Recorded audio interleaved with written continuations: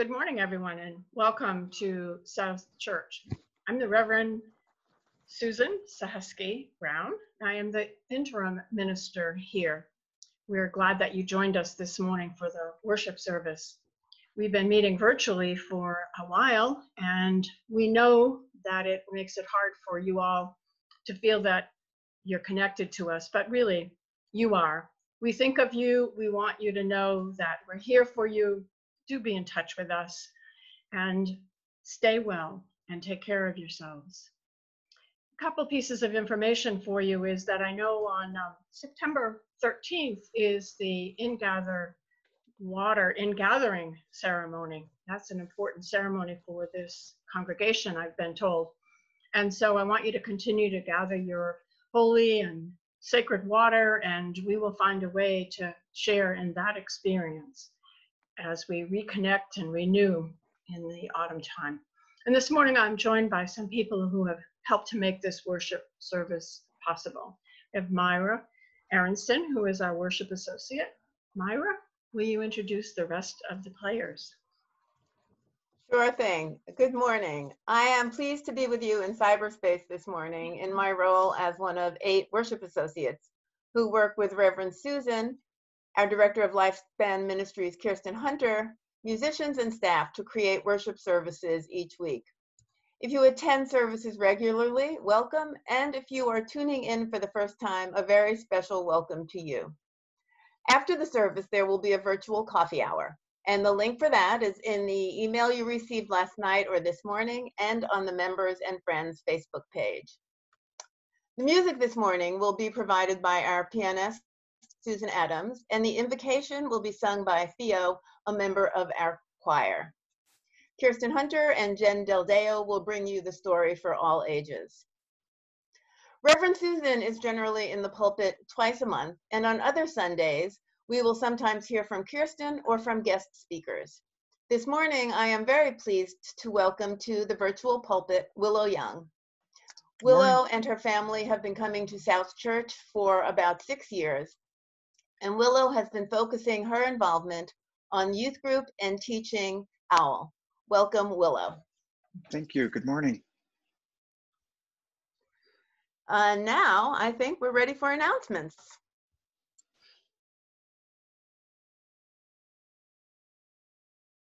We are seeking garden sitters for the Pocket Garden Tour this year. The outdoor mask-required event is a very important fundraiser that has been impacted by COVID, and we need folks who are able to be out and social distancing. There are 13 openings available on Friday and 18 for each Saturday morning and afternoon. Signups can be found on the South Church website as well as in your Sunday morning email. The Social Justice Associates, in conjunction with the ACLU of New Hampshire, are pleased to offer a series of short videos providing information about your voting rights during this pandemic. Please check the Social Justice Facebook page for all information, which can also be found in your Sunday morning email. And don't forget to check out some additional information about the Social Justice Associates voting rights signs and the All Church Book Read, which can also be found in your Sunday morning email.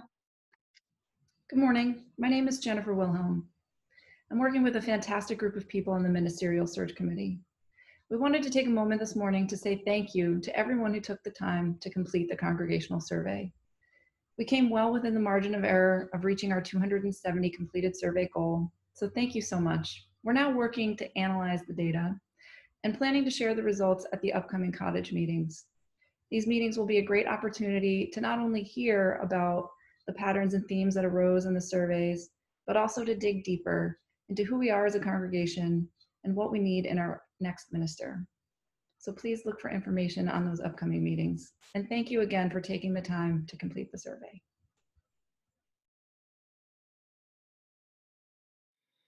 Let all that now divides us remove and pass away, like mists of early morning before the blaze of day. Let all that now unites us more sweet and lasting prove. a closer bond of union in blessed lands of love.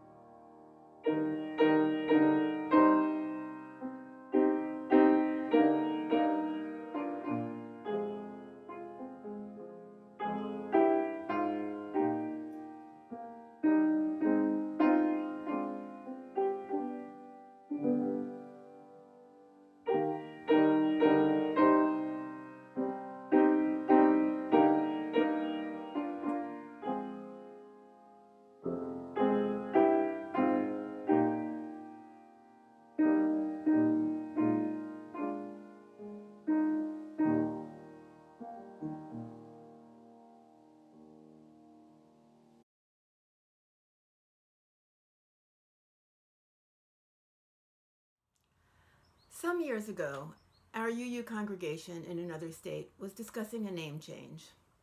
The congregation was known familiarly as CUC, which stood for Central Unitarian Church. This congregation included a large number of Jews for whom using the word church can be difficult and uncomfortable. When your people have been accused by Christians of killing Jesus, historically accurately or not, and Jesus is the center of Christianity, and Christianity is associated with church, it can be hard to say you go to church. When speaking to my parents, I would always say, we're going to services, or I know her through my congregation, finding ways to avoid the C word as much as possible. The C word had come to be an issue in our church, and the congregation embarked on a process to discuss changing the name to Central Unitarian Congregation. This happened several times over the years as the issue bubbled up. There was an open dialogue, people listened to each other with respect, but the name remained the same, those desiring to keep the name always outnumbering those who wished it changed. Each UU church is a little different from the others, and the theological beliefs and the language which is used to describe that, God, Goddess, the Spirit, differ with the makeup of the congregants. I have a friend who is active in a UU church in New York City, one with deep roots in Christianity. She was raised as a Protestant, I don't recall which denomination, and her husband's family is Jewish. I had shared with her about the discussions we were having in my congregation about a name change. And I told her once that while I loved visiting her congregation, the words they used to start each service, we gather together in the spirit of Jesus, always unsettled me. Much to my surprise, she became irritated. She said something to this effect, "Oh, come on. You know, I am really tired of this. This is ridiculous. Jews just have to stop with this stuff." I was shocked. I could say nothing. I did not have the ability right then to talk about how that made me feel. hurt that my feelings and opinions meant nothing, that they were summarily dismissed, hurt that my experience had no validity in her eyes. Looking back, I think I had had a little taste of what it's like for those in our society who have long been told by those in power that their experiences are meaningless, that they are overreacting. They should just stop complaining and get on board with the status quo. These days, there's a lot of talk about cancel culture. People with different experiences or opinions cancel each other, disengage, refuse to acknowledge the other. I wouldn't say that I felt canceled, but I felt belittled, insulted. My friend, and I still count her among my friends, did not stop interacting with me, nor did I do that to her.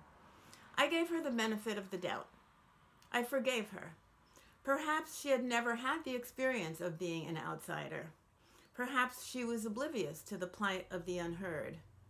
This was long before we were all talking about privilege. I forgave her, but I did not forget.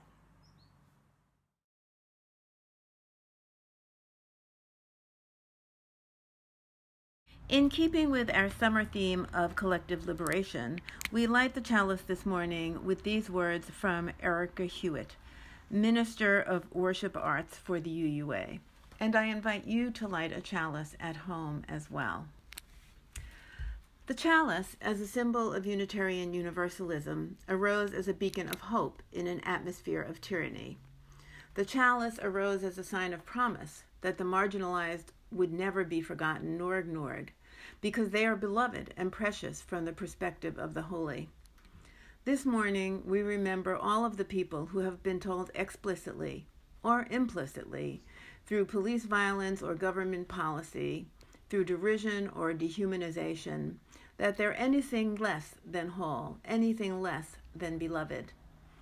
As we each light a chalice in our homes, may we make of our lives a beacon, a symbol of our promise to draw the circle wide, a sign that we will not rest until all means all. And now please join me in the recitation of our mission statement, which is displayed on your screen. At South Church, we nurture spiritual growth through worship, learning, and community. We celebrate the worth and dignity of all people, and we inspire one another to act on our faith in the larger community.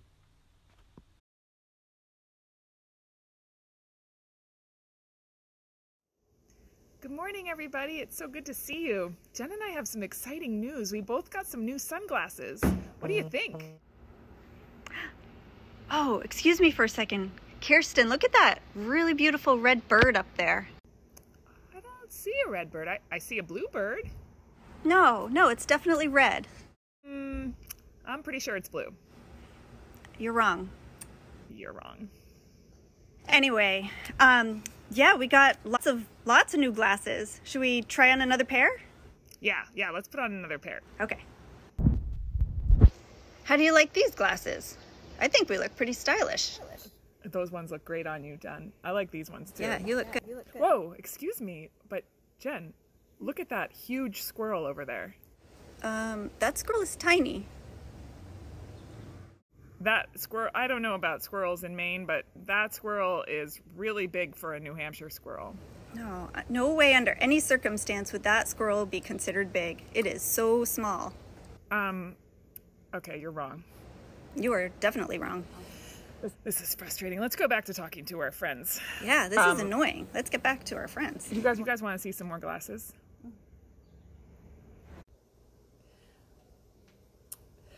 Well, here's another pair. I kind of like these, and not really liking how you and I aren't really seeing eye to eye today, Jen. Yeah, it doesn't really feel good. No, it doesn't, but at least it's a nice, bright, sunny day.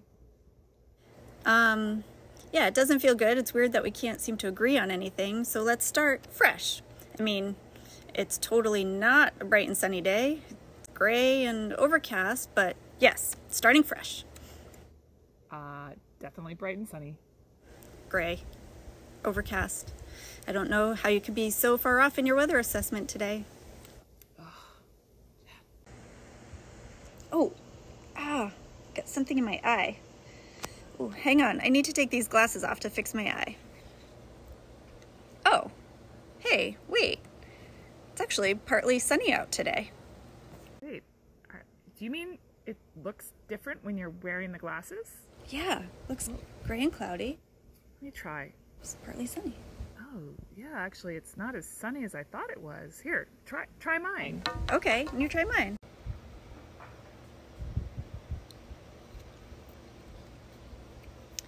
Oh, wow. Now I see why you said it was so bright and sunny. I can totally see why you thought it was a little overcast today. Huh. Wow, you know, it's really helpful to look out at things the way you were seeing them. Yeah, it makes me think about the other times I said you were wrong. Maybe I should remember that we can look at the same things and see them differently. Yeah, me too. It's kind of helpful to be able to look at something the way someone else sees it. That's really neat. Wow. Anyway, do you want to show them the last pair of new glasses we got? Yeah. Here they are. What do you think? These might be my favorite. Well, anyway, I just wanted to let you know that I met with some South Church kids this morning, and I really appreciated how seriously they were taking connecting with the church and getting some artwork done, and I love how they just concentrate and get to work. No funny business, just zero right in on what needs to get done. It was fun to spend some time with them and see how hard they work. Well, that's really funny because I met with some South Church kids this morning and it was silly and fun and we danced and it was a really goofy time that made my heart feel really full. Huh. Are you sure it was the same kids? Something tells me we might both be right on this one. I think we might be. Nice glasses. Thanks. You too. We love you, everybody. We love you. See you soon. It is now time for our morning offering so that we can continue to do the important work within our congregation and in the larger community. Along those lines, our shared plate recipient this month is Crossroads House, which provides emergency transitional shelter to adults and children in the Seacoast area, serving not only their immediate needs, but providing guidance to help them return to permanent housing. May our efforts help this be so. You can give online via the link on our website or send a check in the mail to our office at 73 Court Street in Portsmouth, New Hampshire. Details are on your screen.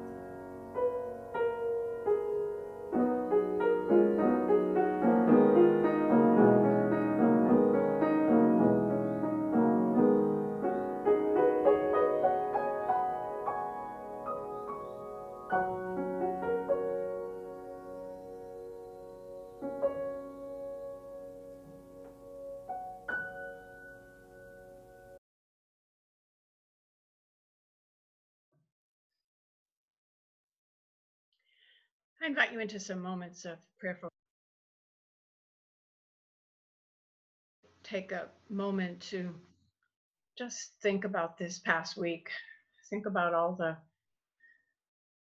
changes that have been manifest around us. The weather is shifting from hot to hotter. People have had to labor in the hot sun. We know that this is all part of the changing climate, and it is frightening.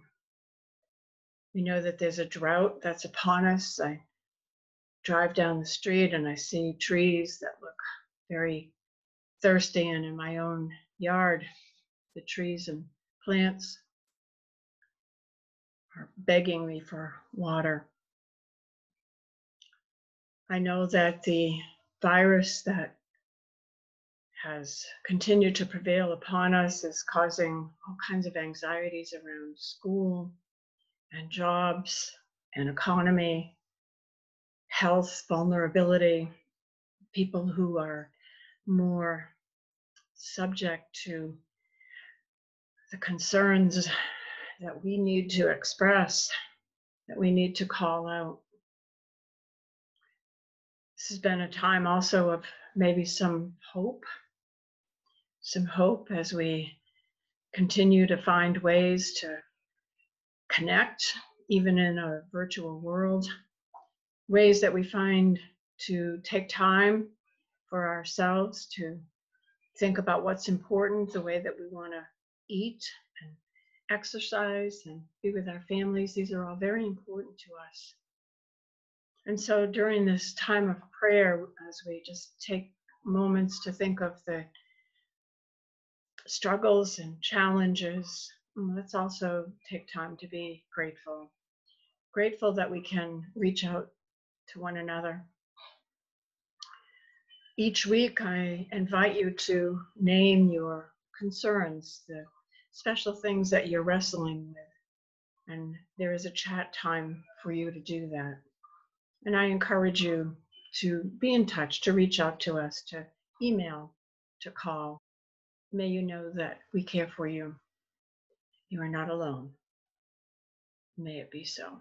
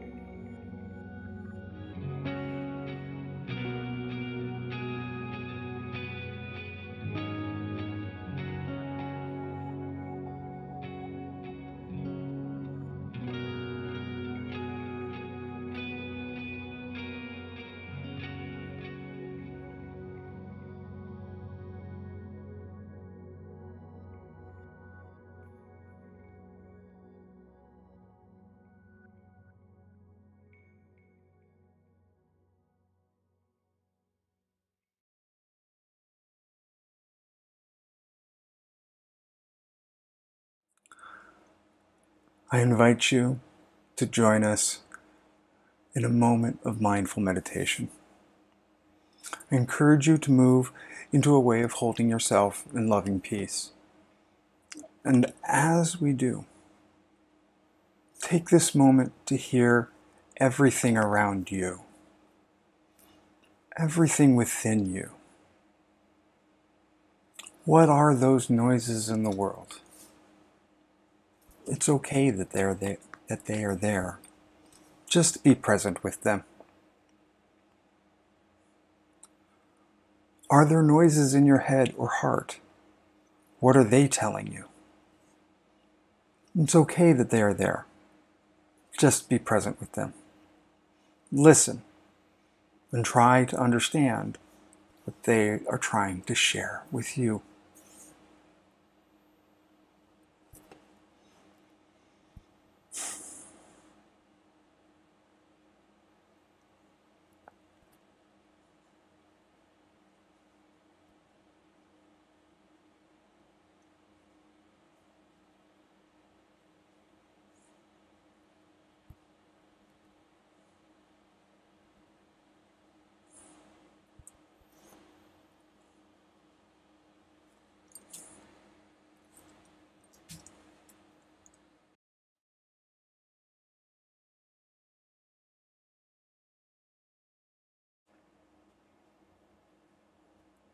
Hello. About 16 years ago, while at work, I was participating in a conversation with about 20 people. It was a strategic discussion about the future of our company. I was still fairly new in the organization, but was already seen by many as an experienced person in my field with practical insight into how our company's offerings would be engaged by customers. I'd had professional experience, and I had earned my right to be at the table. Now, at the time, the person attempting to facilitate the conversation, while a senior leader in the company, quickly was showing that he had very little knowledge or experience on the particular topic at the moment. But rather than facilitate the conversation, he continued to try to speak authoritatively on a subject that was increasingly clear he did not understand. Now, throughout the discussion, I kept trying to insert myself into the conversation, first trying to raise my hand, then interject, even try to interrupt. Now, what was doubly interesting was how clear it was this person knew I had something to say. Yet each time I tried to contribute, I was spoken over, told to wait, or passed over for others. I can't know his motivation for being so obviously dismissive. Maybe he did not want to be proved wrong.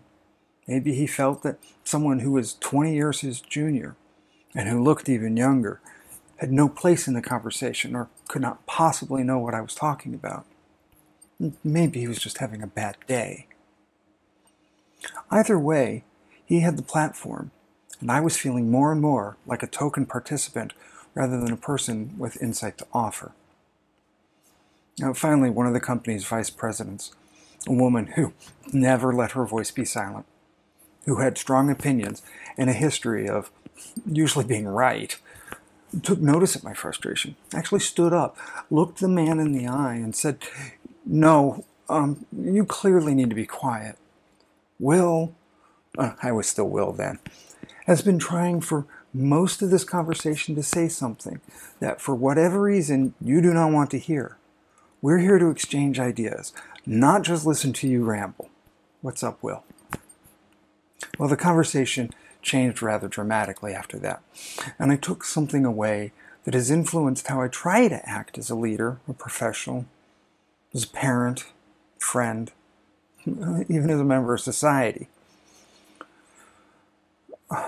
And that is that I need to keep my eyes, ears, and heart open to the voices that are not being heard. Am I getting the full value and contribution from those around me? That my words and thoughts may not actually be better than others, at least not until they've been combined and mixed up and tested and challenged with the views and ideas of others. This is the nature of healthy debate, a way of respectful conflict and exchange, and it's an important seed in coming to mutual understanding.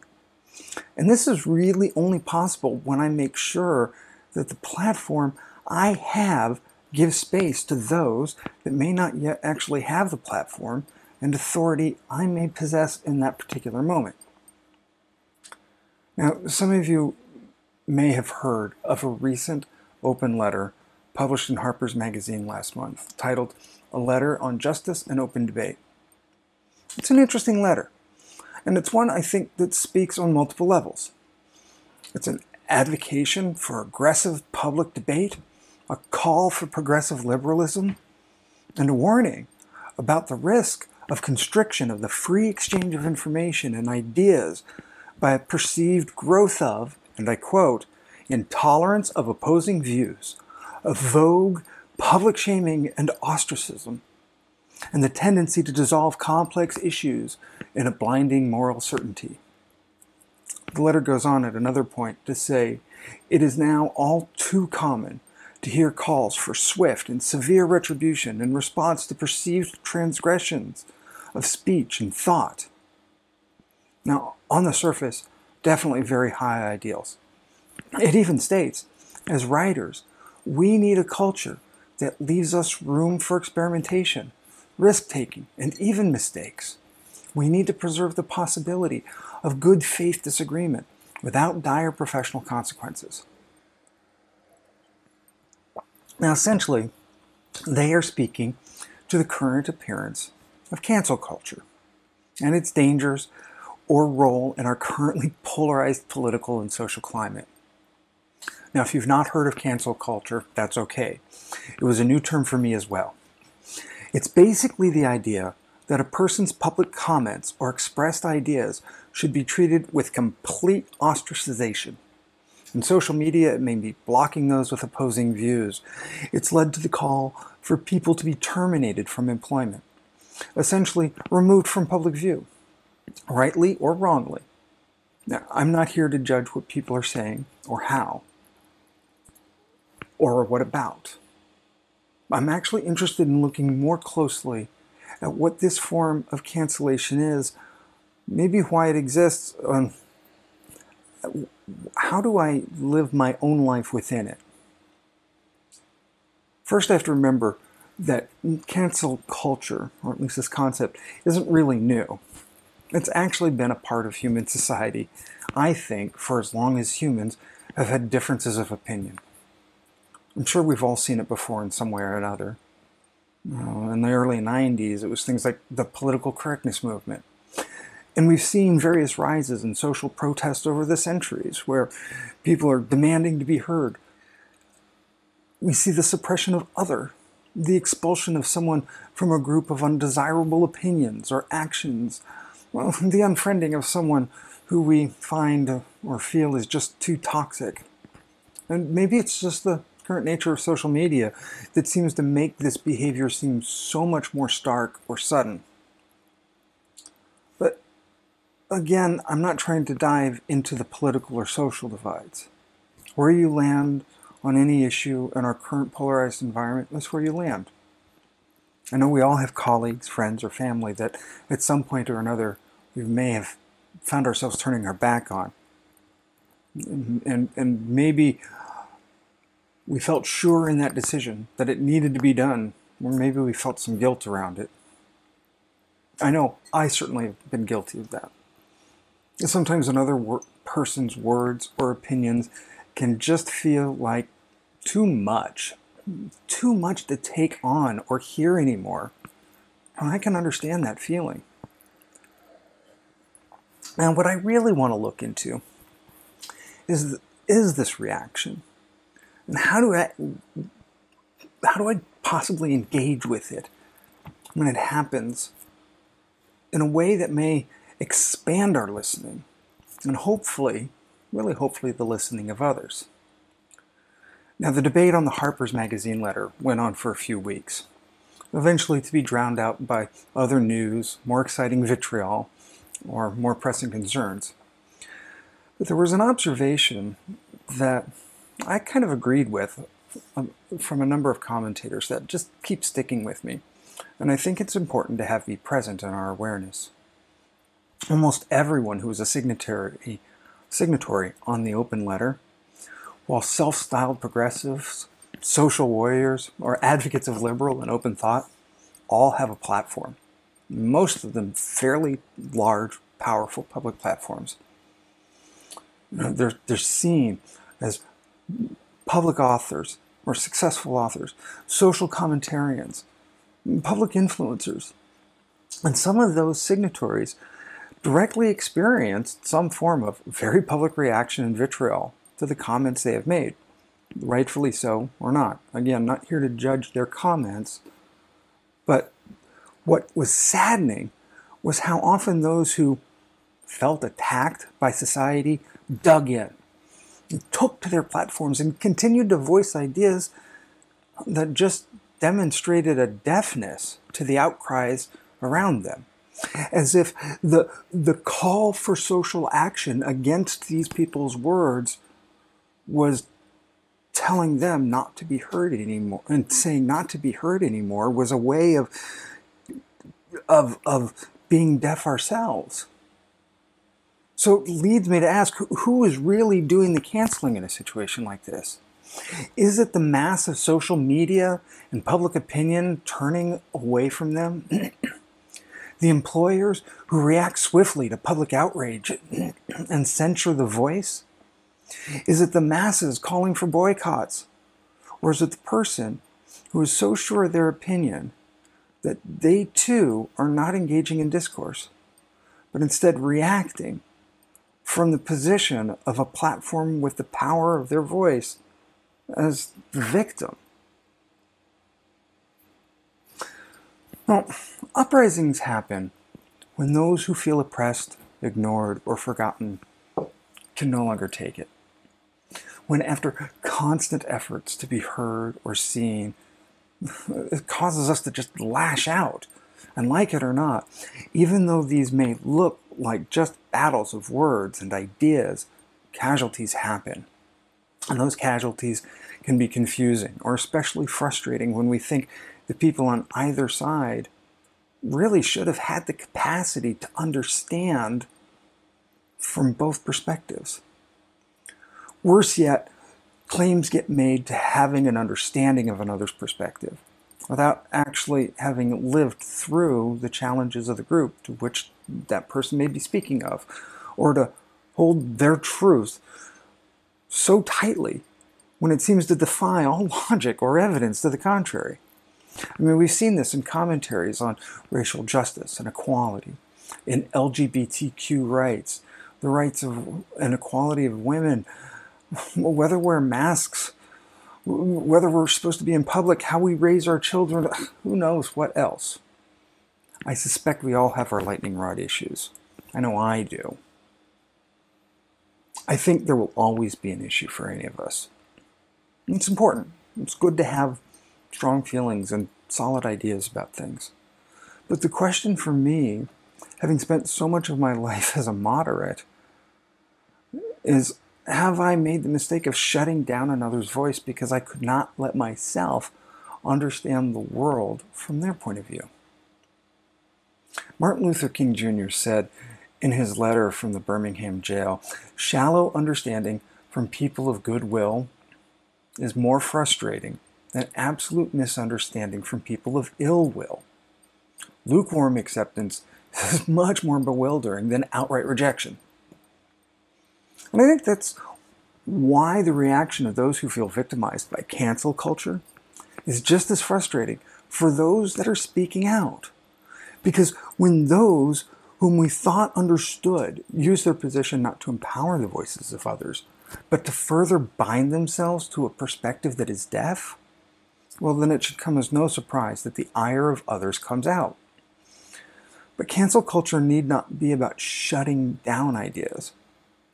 Maybe we can look at it as the sign of people crying out for help, to be heard, to be understood. It's a call to be known. So what does this teach me? Well, for one, just turning our back on the words and ideas of others because they fundamentally disagree with me is no way for me to find understanding.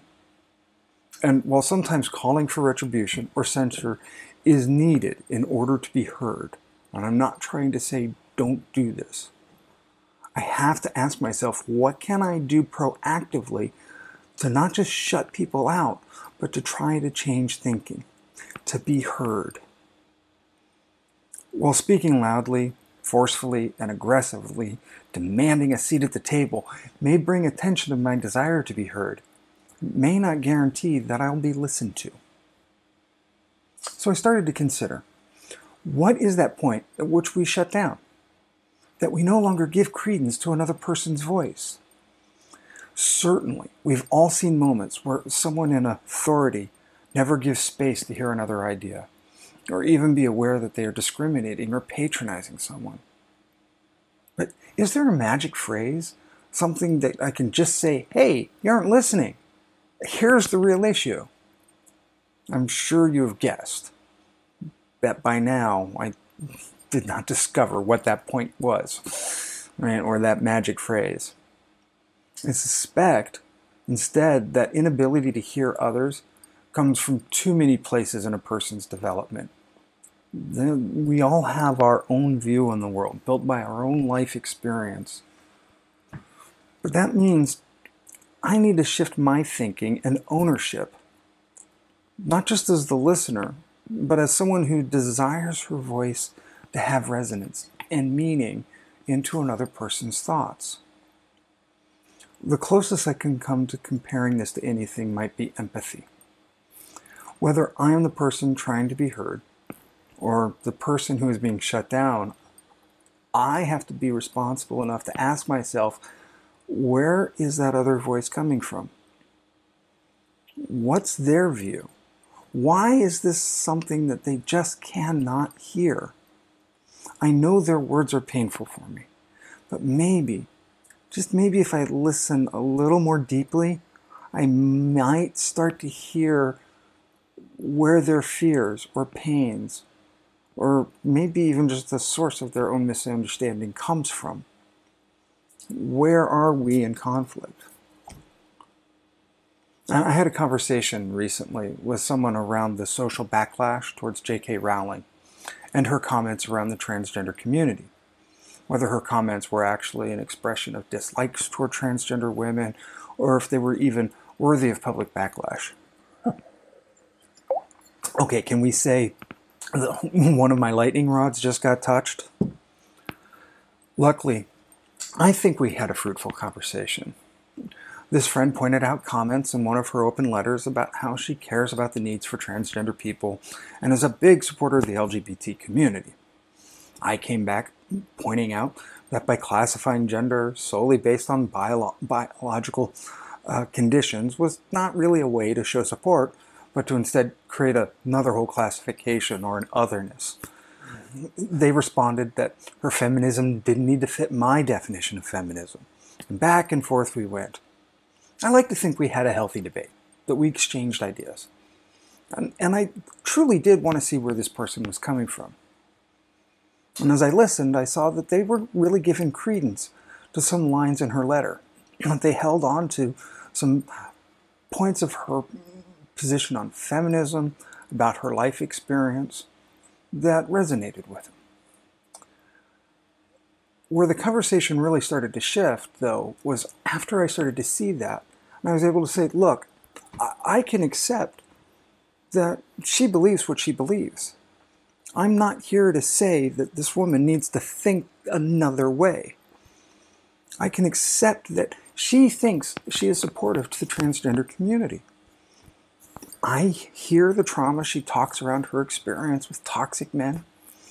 But please, I also ask you to accept that her language is consistently othering another person's experience that she has not personally had. And that her rationalization is based on perceived threats that have never actually been proven or demonstrated. She can have her opinions. But to say that she is listening and then consistently demonstrate in words and actions that there is no attempt at empathy, all I ask is that maybe you hear that as well, because that's how I see her dialogue. And so I think we came to at least some mutual understanding. Because again, this talk isn't really about Miss Rowling's political or social feelings. This is about whether the dialogue this friend and I had was productive. And I think, hopefully I'm right, that we both felt heard. I'm not sure if I changed this person's thinking, but I do think we came out of the discussion with a deeper respect for each other.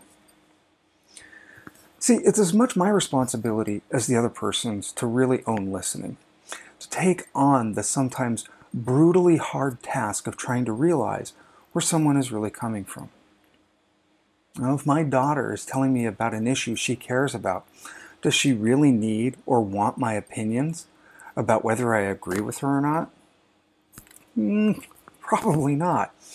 And not just because I'm too old or too moderate, too much of a parent, or too much whatever. But instead, if I can show her that I've heard her, honor her for having her perspective that she cares about, then maybe I too can share mine. And that also means, though, that I have to take on the challenge of what I call speaking into another person's listening. That's one of the real tricks of empathy I've found. I can talk till I'm blue in the face, but if we're understanding the world from completely different perspectives or understandings, then we're probably going to miss each other. I have to remember, just because we each may use the same word, that it does not necessarily connote the same meaning for both of us. Instead, I have to try to understand what the world means to that person. Join the person across from me in their view for a period of time, whether it's painful or easy. And then maybe guide them, sometimes gently, sometimes forcefully, but hopefully in a way that they can hear me, using their language and their understanding of the world to a place where they might be able to better see my view, or at the very least, hear me out. The second thing I find that I really need to remember, and this is actually maybe even more important, is what is the perception of the power dynamic in that conversation at that moment? You know, whether I'm the one blocking or the one being blocked, what is the real and honest power dynamic? Is this person seeing me as an equal?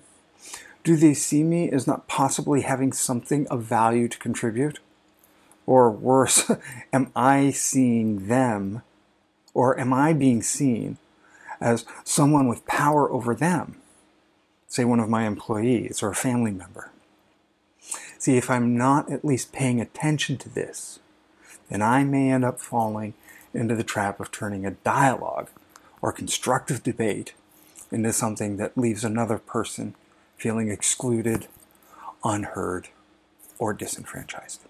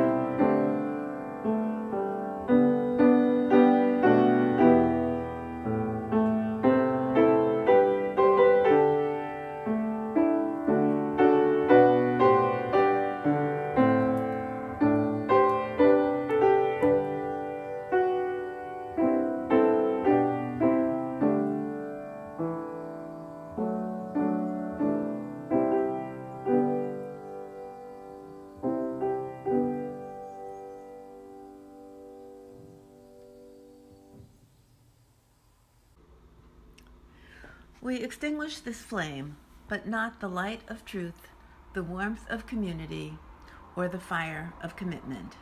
These we carry in our hearts until we are together again.